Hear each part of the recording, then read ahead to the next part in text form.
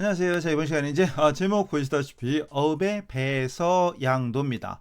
배서양도 써 들어보셨죠? 아마 우리 저희 전산회계 공부하면서 많이 나오던 얘기일 겁니다. 이론에서도 나올 수도 있고 특히 실기 입력할 때도 나올 수도 있습니다. 배서양도. 원래는 그냥 양도라고만 해도 되죠. 양도 넘겨주는 겁니다. 근데 그 양도했다는 사실을 어음 뒷면에다 메모를 한다. 서명을 한다. 그래서 배서 등배자 뒷면에 쓴다 그래서 배서입니다. 그또 어음 뒷면에 양도했다는 사실을 기록한다. 그래서 배서 양도. 양도라고 해도 되는데 흔히 그냥 배서양도 하니까 배서양도로 알아두시면 되겠습니다. 과정 한번 알아볼까요? 자, 예를 들어서 여기가 나입니다. 우리 회사 나 당점이죠. 당점. 우리 회사를 우리 문제로 나올 때는 당점이라고 나오죠. 그죠? 눈, 코, 입이 없네. 그죠? 눈, 코, 입이 없어요. 넘어가요. 어쨌든 자 이제 과정을 알아보기 위해서 자 제일 먼저 예를 들어서 이 가게 이 스토어가 뭔 스토어인지 모르겠는데 여기다가 물건을 팔았다라고 가정합시다.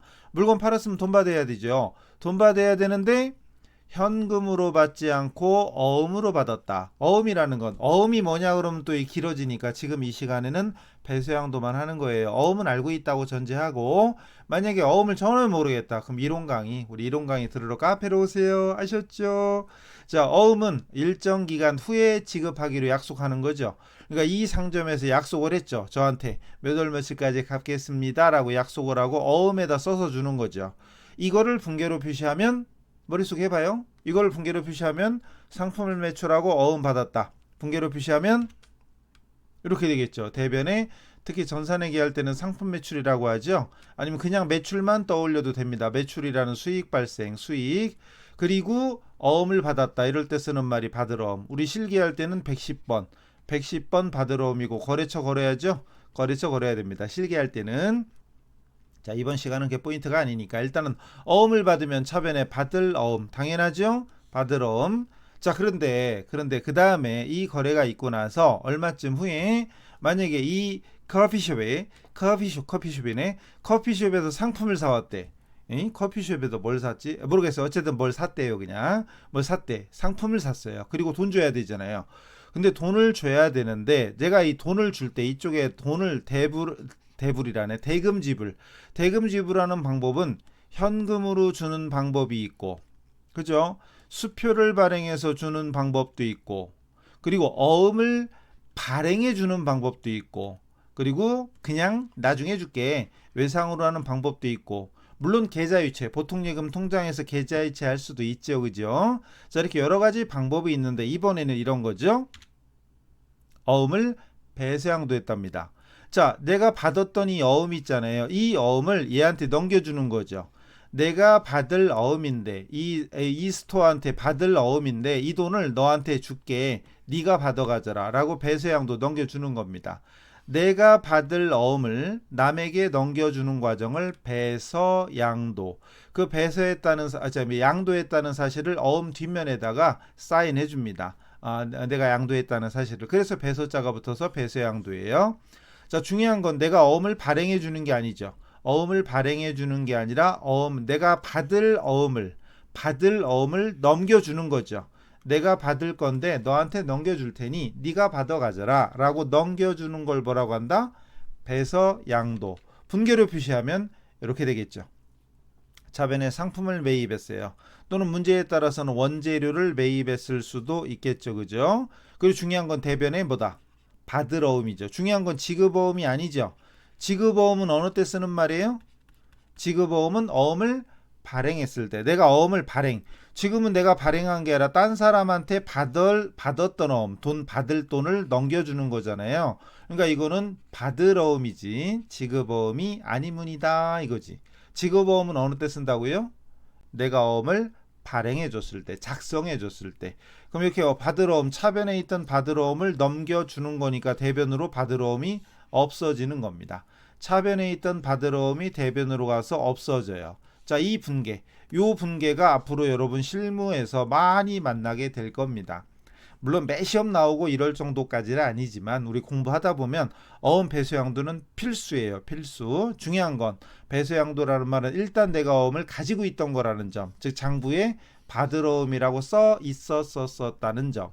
그리고 그거를 남에게 넘겨주는 거니까 그것이 반대로 대변으로 가서 없어집니다. 그럼 대변에 받으러움이 없어진다는 점. 이걸 머릿속에 꼭 그리셔야 돼요.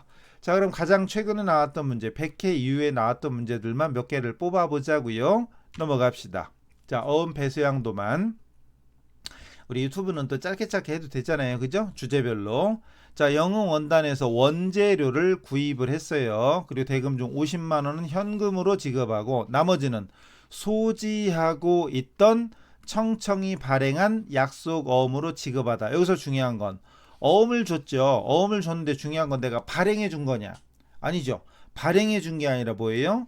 소지하고 있던 청청상점이 발행한 어음이에요. 즉 내가 발행한 게 아니지. 남이 발행한 거. 중요한 거 소지하고 있던입니다. 그럴 때 머릿속에서는 이게 받으러움이라고 장부에 써 있었었구나. 어느 변에?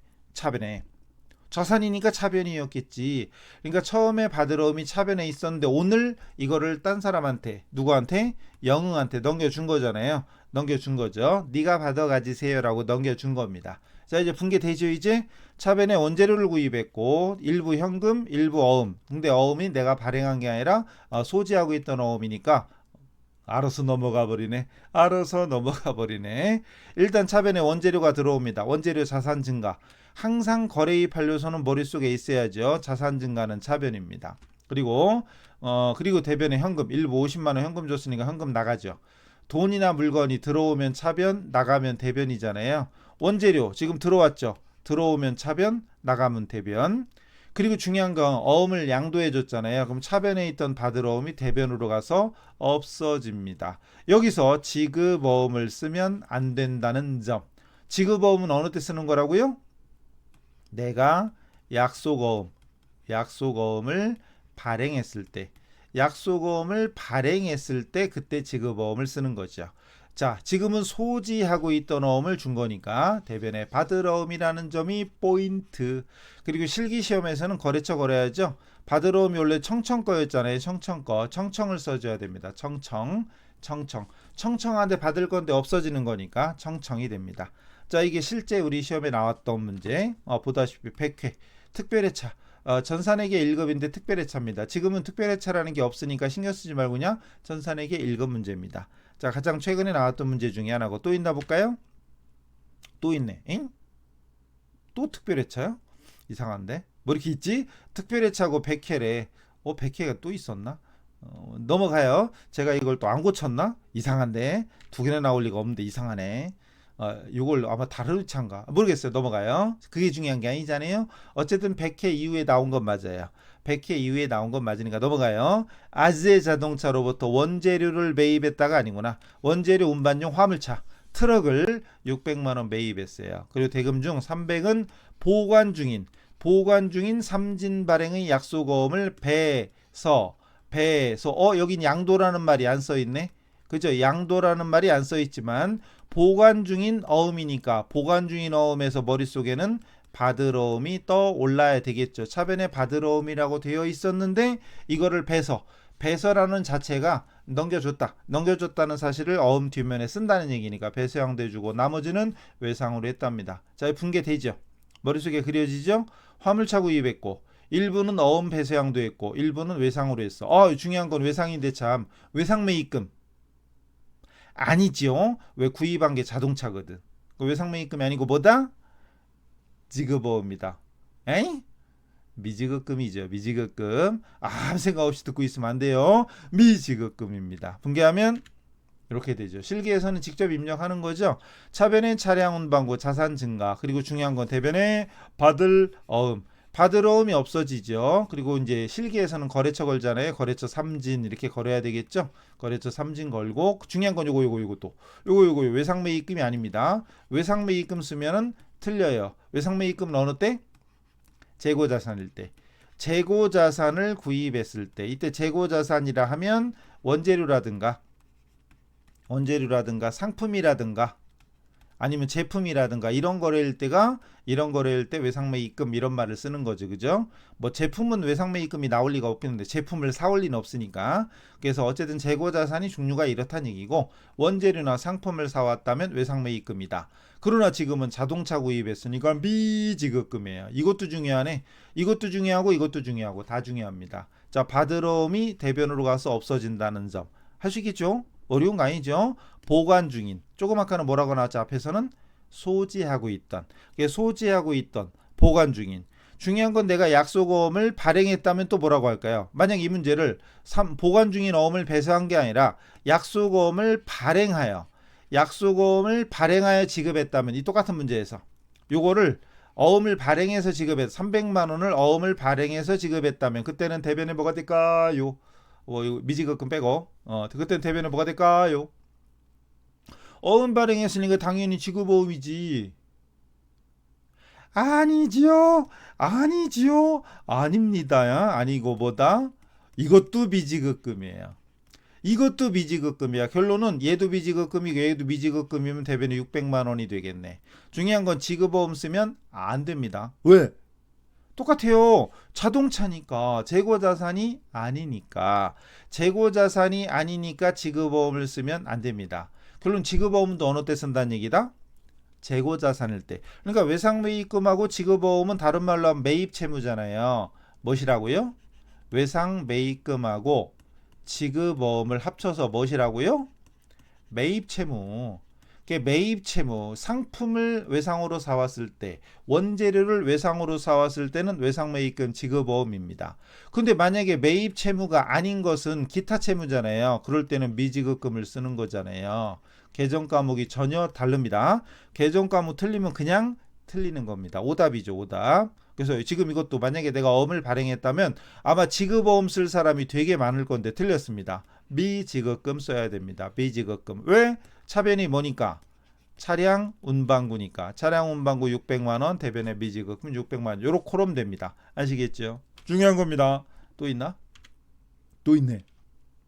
또 있네요. 자, 배수양도 또 있습니다. 이건 104회 문제인데 회계 2급짜리죠.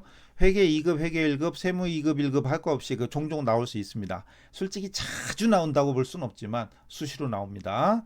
조선 상사에 대한 외상매입금을 지급하기 위하여 발해 상사로부터 매출대금으로 받은 약속어음, 어디로부터 받은 어음, 어디로부터 받은 어음, 당연히 무슨 어음이다?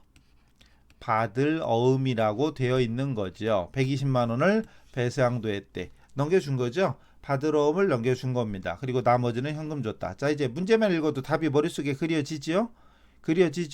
외상매입금을 갚는데 일부는 소지하고 있던 어음을 누구누구로부터 받은 어음을 배수양도하고 나머지는 현금 줬대요. 그려지죠. 차변에 일단 외상매입금이라는 부채가 감소하겠죠. 외상매입금이라는 부채의 감소가 되겠고, 물론 실기시험에서는 거래처 거래하죠. 조선 거래처 거래해야 됩니다. 그리고 이번 시간의 포인트는 대변에 받을 어음이 없어진다는 점. 자, 누구누구로부터 받은 어음은 차변에 받을 어음이라고 되어 있었다. 그거를 넘겨주는 거니까 받을 어음이 대변에 가서 없어지고, 실기였다면 거래처 어디냐? 발해 거래처 발해를 걸어야 되죠. 120만 원. 나머지는 현금. 어려운 거 아니죠? 부채 감소. 그 다음 받을 어음 없어지는 거니까 이건 자산 감소겠죠. 자산 감소. 현금도 자산 감소. 어려울 거 없죠.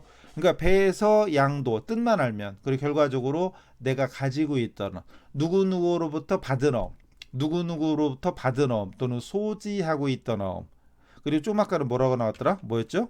보관 중인 어음. 같은 얘기지 뭐.